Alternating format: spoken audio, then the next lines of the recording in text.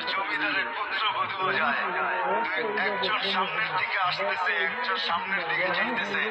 দুইজনের ক্রসিং এর সময় ভিক্ষুকের গায়ের কাদা জমিদারের পুত্রবধূর গায়ে লেগে গেছে। সে দুনিয়া আন্দার করে ফেলছে, স্বামীকে ঢাইকা নিয়ে আসছে। বলছে ভিক্ষুক আমার কাপড় নষ্ট করে দিছে।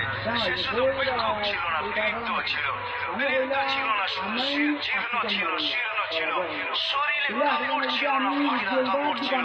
পায়ে জুতা ছিল না, পেটে ভাত ছিল না। জমিদারের পুত্র শুইতে পারে নাই। যৌবনী শক্তি সয় কি কইরা তার স্ত্রীর গায়ে ভিক্ষুকের কাদা। সমগ্র শক্তিকে হাতে জমা করা, একত্র করা বৃদ্ধের বসায়।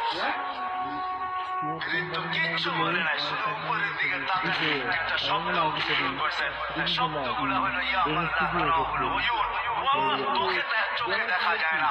ও তারা কুল্লা শাই, তুই সব দেখিস। তারা তারা মা বি, তুই কি দেখিস না আমার সাথে কি ঘটতেছে? এটা কি দেখিস না? বলতে দেরি যুবক, মরতে দেরি হয় না। জমিদার চলে আসতে প্রতিশোধ নিবে। বৃদ্ধের একদিকে মুচকি হাসি, একদিকে বলতেছে প্রেমের খেলা এমনই হয়। জিজ্ঞাসা করছে কিসের প্রেমের খেলা রে? বলছে ওর প্রেমিকার গায়ে আমার কাদা লাগছে, পায়ের কাদা লাগছে, ও সইতে পারে নাই। যৌবনী শক্তি দিয়ে আমার বৃদ্ধ কানে বসায় দিছে। আমাকে একজন ভালোবাসে, সেও সইতে পারে না। সেও সইতে পারে না। ও তো কাপড় দিয়ে খাদ্য সে চার মিয়া নিছে। ভিক্ষুক